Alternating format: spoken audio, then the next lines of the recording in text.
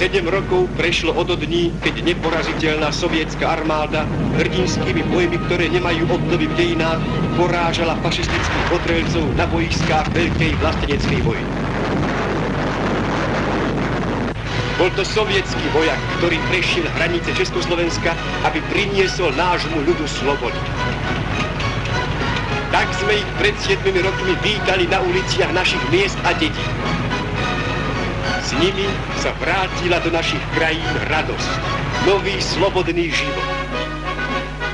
Bratislava i Praha, celé oslobodené Československo im vzdalo v týchto nezabudnutelných dňoch svoju veľkú vďaku.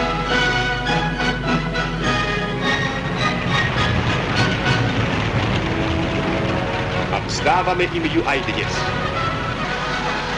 Hrdinskému sovietskému ľudu, osloboditeľskému sovietskému zväzu a jeho vojvodcovi Stalinovi ďakujeme dnes za 7 rokov krásneho slobodného života, za 7 rokov požehnanej mierovej práce, za 7 rokov radostného budovania, za šťastie, ktoré sa rodí v našej československej vlasti.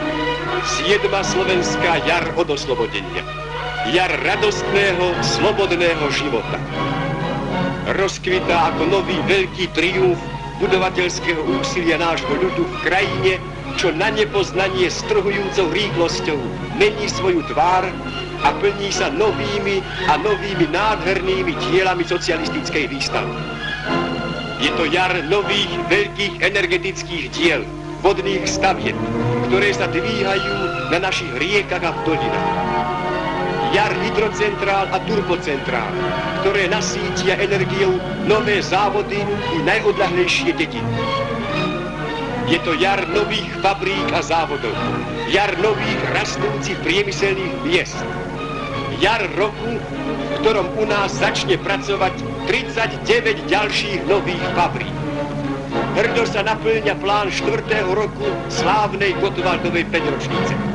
V tomto mierovom budovaní, plodnom pracovnom vypätí, ďalšími veľkými úspechmi v mohutnej výstavbe víta a pozdravuje náš pracujúci ľud svoj najväčší sviatok, sviatok práce 1. máj.